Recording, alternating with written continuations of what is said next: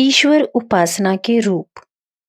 ईश्वर में आस्था रखने वाले सब संप्रदाय के लोग ईश्वर को विश्व में व्याप्त मानते हैं, इसीलिए उसे सर्वव्यापी कहा जाता है। परंतु ईश्वर तत्व विश्व में जो उससे भिन्न एवं विजातीय प्रतीत होता है, कण कण में प्रविष्ट है, जैसे शरबत में शक्कर। ऐसा कहने वालों के मतानुसार ईश्वर की सर्वव्यापकता सिद्ध नहीं होती। शक्कर और पानी के कण कण पृथक पृथक रहते हैं और शक्कर के कण जितनी जगह घेरते हैं, उतनी जगह में ईश्वर की व्यापकता का अभाव सिद्ध होता है। ईश्वर की व्यापकता इस प्रकार की नहीं हो सकती। गीता के अनुसार अक्षर ब्रह्मा, अध्यात्म भाव और भूत भाव तीनों एक ही हैं। एक दूसरे से विजातीय तीन तत्व नहीं है। विश्व के स्थूल रूप भूत भाव को विराट शरीर, सूक्ष्म भाव को हिरण्यगर्भ और कारण शरीर को सूत्रात्मा कहा जाता है।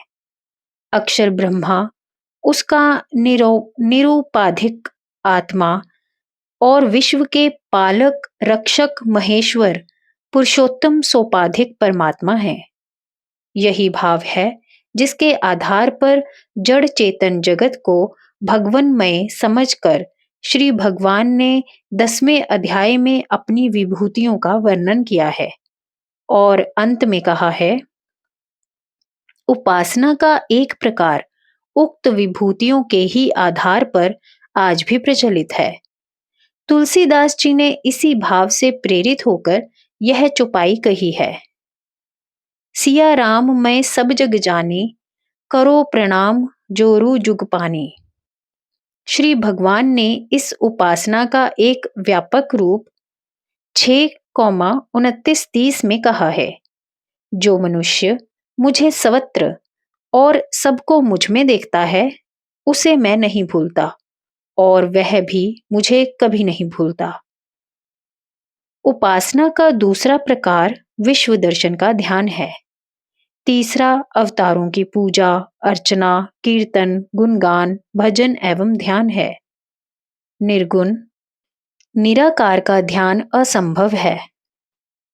क्या चरणों की पूजा करने से सारे शरीर और उसमें रहने वाले आत्म तत्व का पूजन नहीं होता? यह प्रतीक उपासना कहलाती है। एकम सद्विप्रा बहुधा वदन्ति। योगियों की उपासना अंतर्मुखी है। अपना अहम भाव भी मूल अध्यात्म भाव रूपी क्षेत्रज्ञ की ही अपनी बुद्धि द्वारा प्रत्याभासित चेतना है और उस पर मन को स्थिर करने से भी उसी पद की प्राप्ति होती है। जैसा कि भगवान ने कहा है, आत्मसंस्थम मनः कृत्वनः किंचिदपि चिंतयेत्। यह साधन योग की उच्च कोटि का ध्यान है। यह सरल भी है और अति कठिन भी है, क्योंकि अपने आत्म भाव का ज्ञान सदा सुलभ तो है, परंतु पहले मन को निर्विषय करना पड़ता है। अध्यात्म के प्रथम चरण में देहात्म भाव रहना आवश्यक है, परंतु ध्यान की गहनावस्था के साथ अहम वृत्ति सूक्ष्म होते होते समाधि में विलीन हो जाती है। इसे अहम ग्रह उपासना कहा जाता है। 8वें अध्याय में कथित राजगुह्या राज विद्या को हमने ध्यान योग और भक्ति योग का संधि स्थान कहा है। प्रत्यक्ष चेतना, जो ईश्वर की निरूपाधिक चेतना है, क्षेत्र रूपा मानवीय चेतना से पृथक प्रत्यक्ष अनुभव की जा सकती है।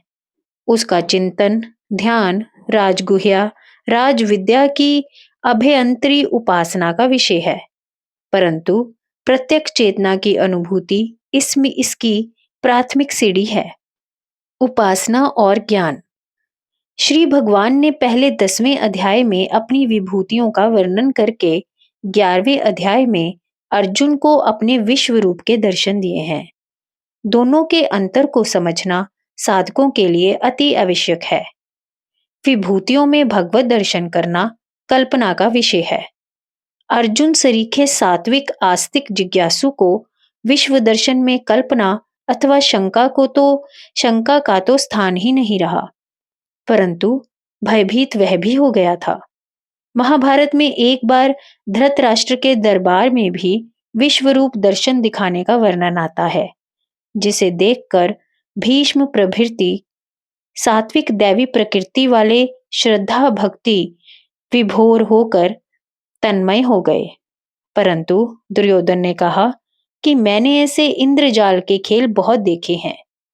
भगवान ने स्वयं 8:12 में कहा है कि राक्षसी आसुरी प्रकृति वाले मनुष्य मुझे नहीं जान सकते। भगवान कृष्ण अर्जुन के साथ सखा रूप से रहे।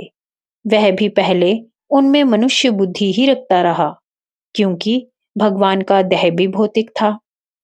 जन्म के समय माता देवकी को अपने चिन्मय रूप के दर्शन देकर उसे अंतर्हित करके भगवान ने भौतिक रूप धारण कर लिया था।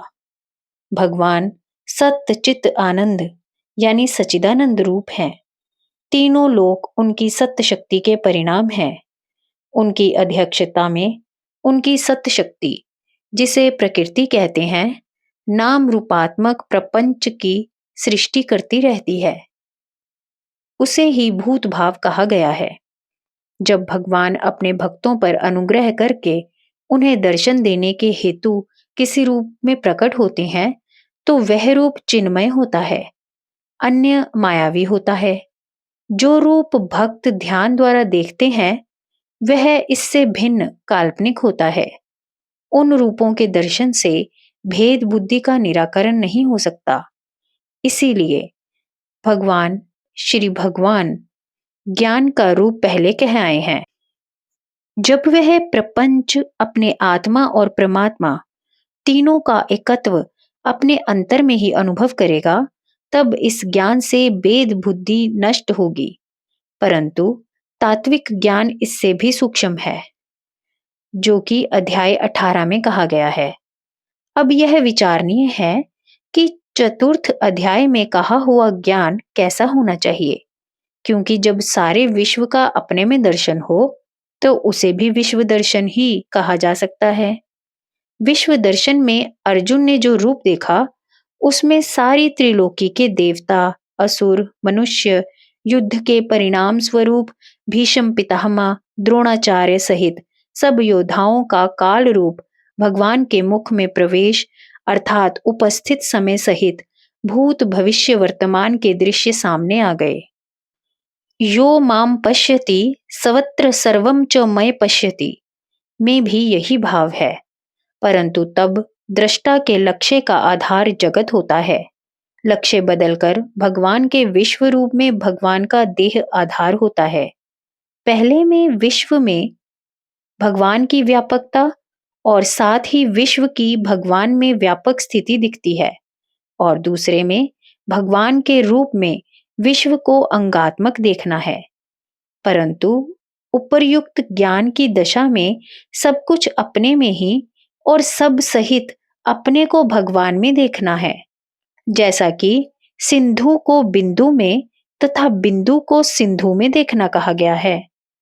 8वें अध्याय में हम कह आए हैं कि योगी अपनी आणविक चेतना में जो देह में सीमित है, उससे पृथक ईश्वरीय प्रत्यक विभु चेतना का अनुभव करता है, अर्थात अणु में विभु को देखता है। जब उसे ज्ञान होता है कि उसकी अणु चेतना विभु चेतना का ही अंश है, तब उसकी भेद बुद्धि में अभेद की भावना जागृत होती है। श्री गौड़पादाचार्य उस देवी चेतना की स्तुति करते हैं और उसे भगवान की चेतन शक्ति के नाते सुभगः नाम देते हैं, जिसका अर्थ है, हे भवानी, मैं तेरी वंदना करता हूँ। तू संसार के प्रभव कर्ता की पटरानी है और सत्य चित्त आनंद तेरा शरीर है। तुझ परकारा अमृत की लहरी चंद्र कला देवी की वंदना करता हूँ, जो महाकाल का भी अतिक्रमण कर सकती है, जिसकी रश्मियों का कल्पित शरीर ही कल्पना ध्यान का विषय हो सकता है, जो अमृत के सिंधु रूपी मूर्धा के अंतर मध्य में रहती है, जहां बिना रात्रि के सदा दिवस का प्रकाश रहता है। इस ध्यान की अवस्था में जब ध्याता का ध्येय दिन के सदृश प्रकाशमय होता है, तब ध्याता अपनी चेतना में विभु चेतना का प्रकाशमय ध्यान करता है। तस्य भासा सर्वमिदं विभाति, अर्थात यह सब उस जगत उसी प्रकाश से प्रकाशित है। परंतु मानुषी चेतना विभु चेतना से भिन्न नहीं है।